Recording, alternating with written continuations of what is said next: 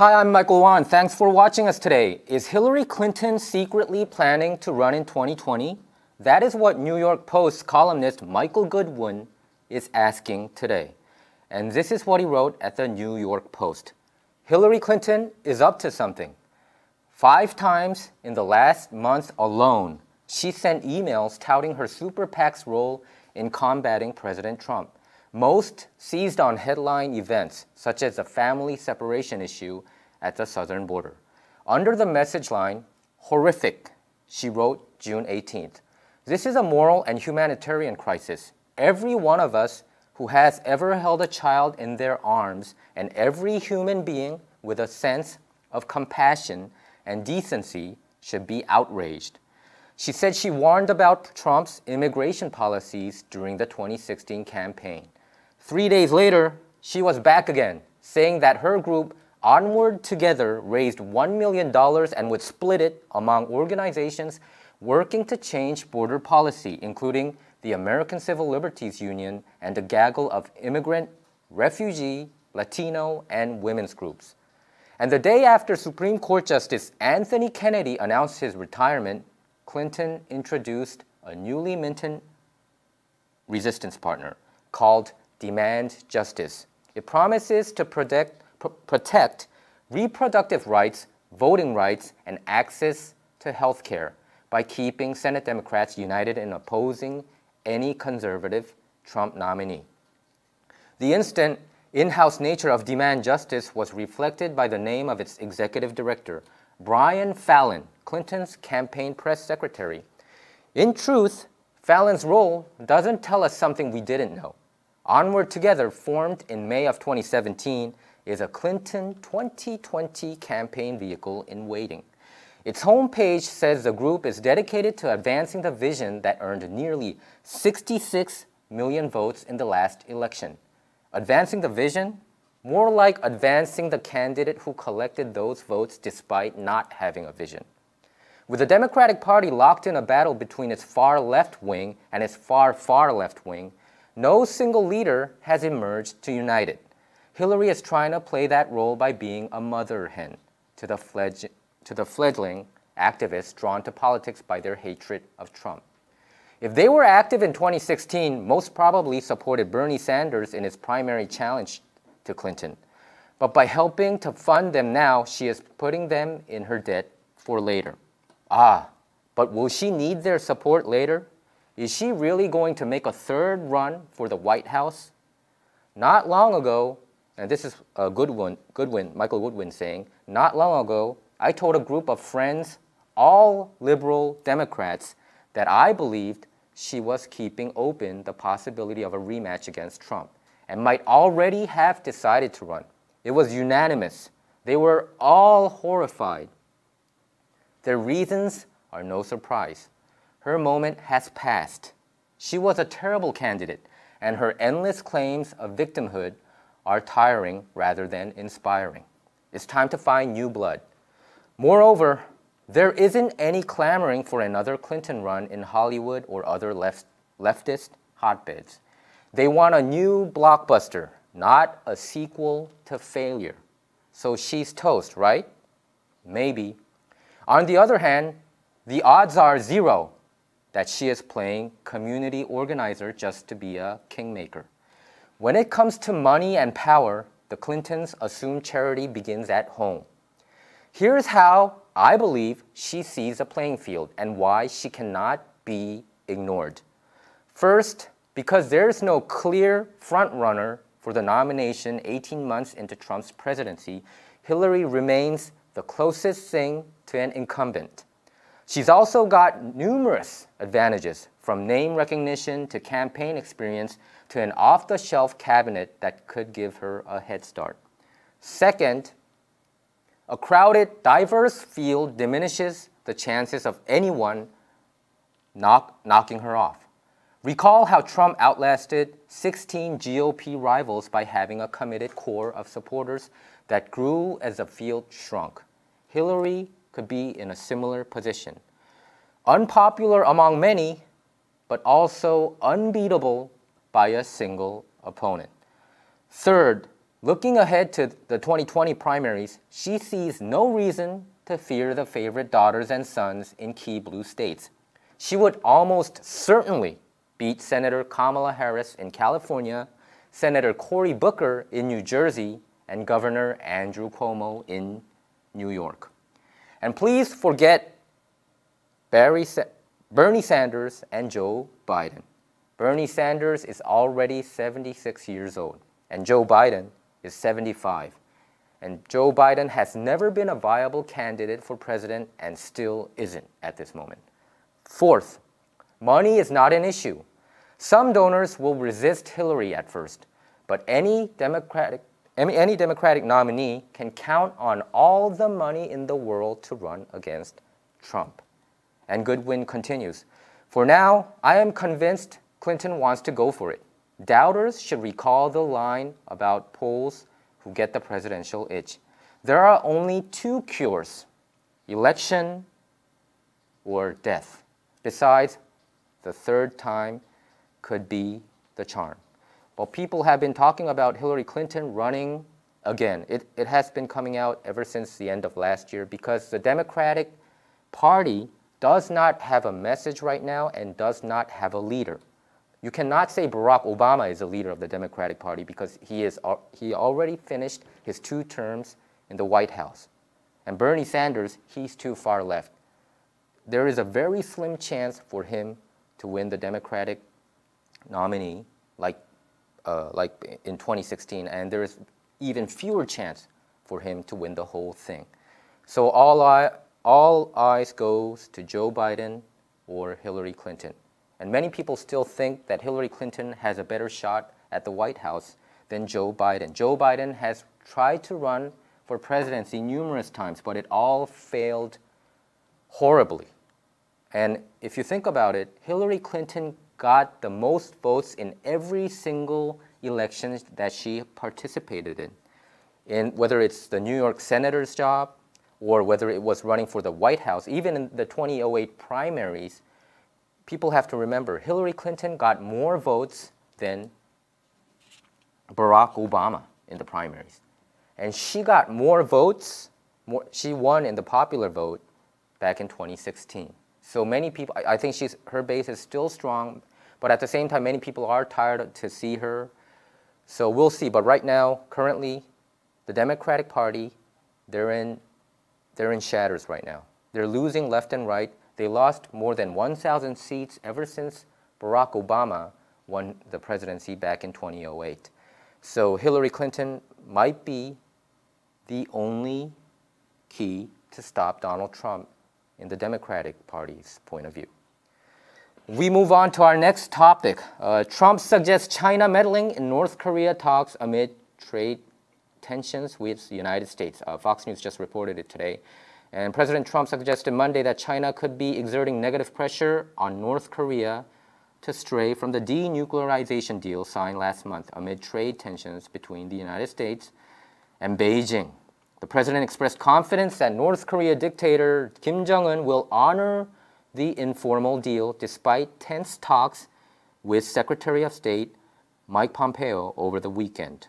Well, we don't know whether Kim Jong-un will honor the informal deal, but it seems like Trump is still believing that. And he continues, Trump tweeted today, I have confidence that Kim Jong-un will honor the contract we signed, and even more importantly, our handshake. We agreed to the denuclearization of North Korea. And he continues, China, on the other hand, may be exerting negative pressure on a deal because of our posture on Chinese trade. Hope not. And he says, I have confidence that Kim Jong-un will honor the contract we signed. Well, we got to be, I think Donald Trump might be being deceived by North Korea. Kim Jong-un has been deceiving the White House ever since back in the 90s, 94, when they had a treaty with Bill Clinton. They did not keep their words. So many people do think that probably Trump might be deceived once again. But one thing that Trump has against North Korea is America didn't give up that much. North Korea did. North Korea gave up their 3 hostages, and Donald Trump didn't pay $150 billion like Obama did back when he made the Iran deal. And also, Donald Trump didn't pay $18 billion, either, $1.8 billion to North Korea for the hostages, which Obama did. Obama paid $1.8 billion to Iran and then got the hostages back. So I think Trump is definitely doing much, much better dealing with North Korea if you compare that to how Obama did with Iran. And Trump tweeted again, the president's tweet comes days after the administration increased tariffs on $34 billion worth of Chinese imports, as Beijing said it would be forced to make a necessary counterattack. And Chinese President Xi Jinping instructed various levels of government to get ready for a full-on trade war, the Wall Street Journal reported last week, citing Chinese officials. I'm telling you, if China keeps on going down this road, China is going to be more damaged compared to the United States. So I do think Trump has all the cards in the world. The United States have the cards, all the cards necessary in the world. So if they keep on going down this road, I believe China it would have a more of a deleterious effect to China rather than the United States. And here it says China is expected to hit back against the Trump administration's 25% tax on those Chinese goods with taxes on an equal amount of American products, including soybeans, lobsters, sport utility vehicles, and whiskey. But according to the Wall Street Journal, China has not yet outlined exact targets. But it seems like the talks between the United States and North Korea is souring a little bit. Fox News continues, but the president's confidence in North Korea comes after the rogue regime over the weekend accused the United States of undermining the spirit of last month's summit between Trump and Kim in Singapore, calling talks with Pompeo regrettable. Regrettable. And this is what Pyongyang said. We had expected that the United States side would offer constructive measures that would help build trust based on the spirit of the leaders' summit. We were also thinking about providing reciprocal measures. This is what they were expecting. So I believe that North Korea wanted the sanctions to be lifted little by little. But President Trump already promised to the people that he would not lift any sanctions, and United Nations will not lift any sanctions until there is a complete, verifiable, irreversible dismantlement of nuclear weapons in North Korea. I mean, they changed the term from CVID to FFVD, but it's pretty much the same thing. So Trump is keeping his word. So I don't know what North Korea is saying when they're talking about reciprocal measures.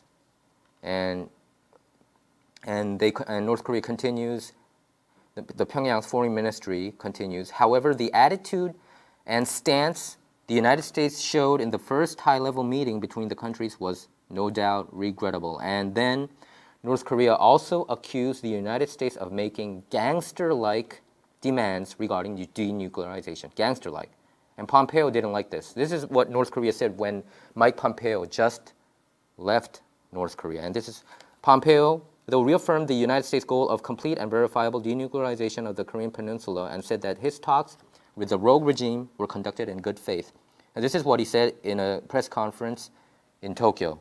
If those requests were gangster-like, meaning a denuclearization or dismantlement of nuclear weapons, if those requests, this is what Pompeo said during a conference in Tokyo, if those requests were gangster-like, then the world is a gangster, because there was a unanimous decision at the UN Security Council about what needs to be achieved. So what he's saying is this is not what the United States wants. This is what the world wants, the United Nations. So you can't say the United Nations behavior is gangster-like, because North Korea promised to the United States and to the world that they would denuclearize themselves. And then lifting sanctions would come afterwards. So let's see. You know, if we keep on going down this road, I think it's more also with the same with a trade deal with the United States and China. It has a more deleterious effect to North Korea rather than a deleterious effect to the United States. So anyway, this is what Pompeo said. I am determined to achieve the commitment that President Trump made. I'm counting on Chairman Kim to be determined to follow through on the commitment that he made. So it's crunch time. Let's see what happens. North Korea, everything is more I mean, the mainstream media would like to play this whole thing that Trump is a loser of this whole deal, which he is definitely not. He didn't give up anything. The United States didn't give up anything. They didn't give up on the sanctions. They didn't give up on any money. There was no money going back and forth like when Obama did with John Kerry when they pretty much begged Iran to agree with the Iran deal, giving up $150 billion, giving them also $1.8 billion in cash, and also giving up 21 terrorists, right? Terrorists. And also, they also agreed on 24-day in advance notice. And this is the deal that Obama made with Iran is just ridiculous. A third grader could have come up with a better deal. So anyway, let's see what happens. But I would say it's more advantage the United States than North Korea right now. There is nothing for the North Korea to gain if they keep on going down this road and try to deceive the United States once more.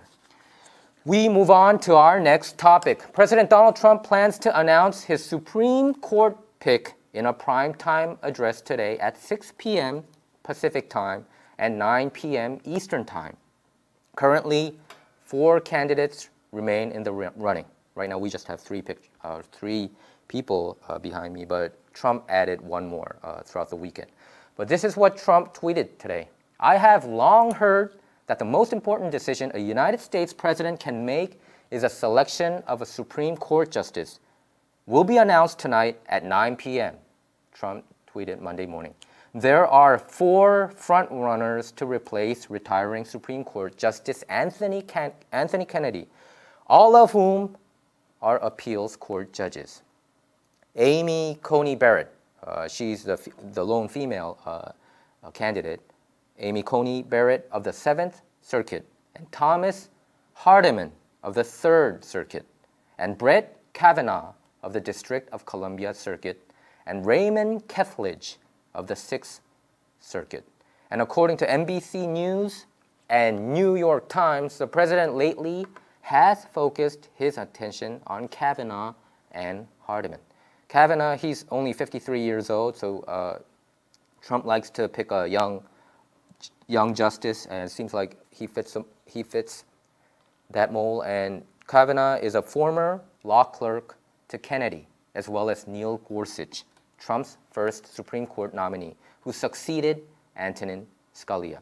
Kavanaugh is also a veteran of George W. Bush's White House, where he served as a staff secretary. He has called Roe v. Wade, the 1973 landmark Supreme Court case that legalized abortion, a binding precedent.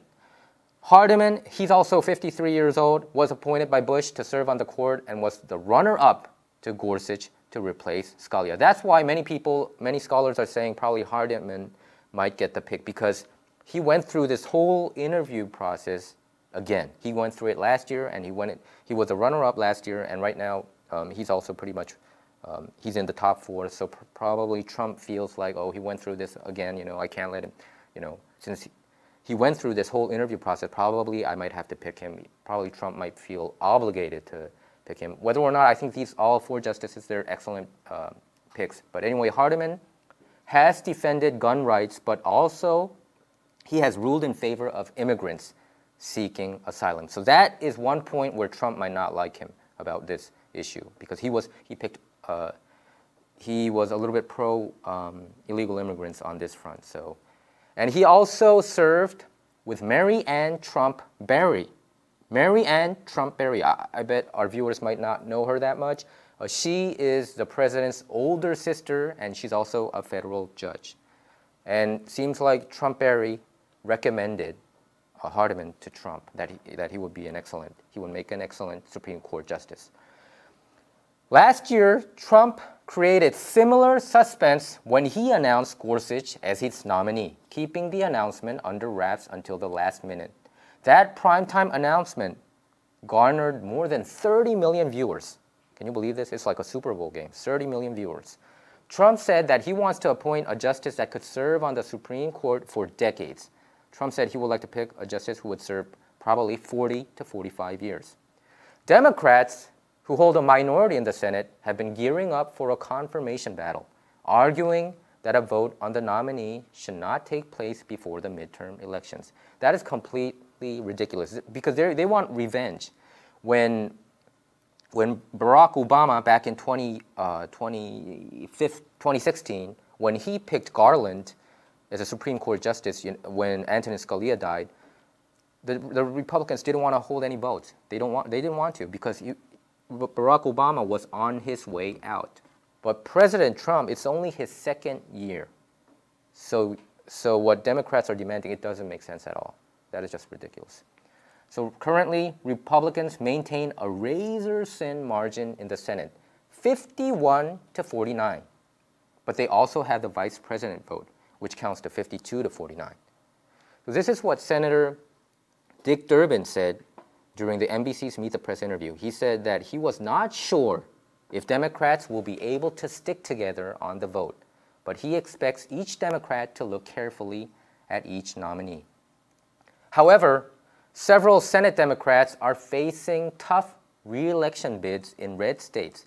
Trump handily won in 2016. So you got to know this.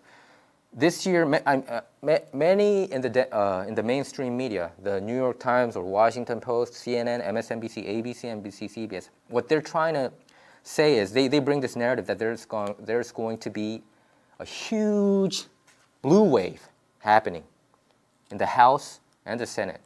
But that is completely wrong.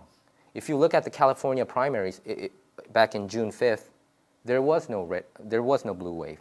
There might be a red wave. I mean, they might defend all their seats, the Republican side, which I believe they will do. And also, if you look at the Senate side, there's going to be 34 elections this coming November, and 10 of them is being held in Trump land, where Trump won handily. So you got to have this in picture. So the Democrats who's running for re-election this year, they might have to vote for whoever Trump picks as his Supreme Court justice. If they go against it, the constituents wouldn't like it. So they have to make a really wise decision if they want to keep their Senate seat. Anyway, you have to also remember that 3 Democratic senators last year, they voted to confirm Gorsuch because they didn't want to lose their seat. Well, that's our show for today. Our show, Op-Ed Live, is not about left or right. It's about what's right or wrong. To stay up to date with our latest videos, make sure to subscribe to this YouTube channel by clicking subscribe. Thanks for tuning in.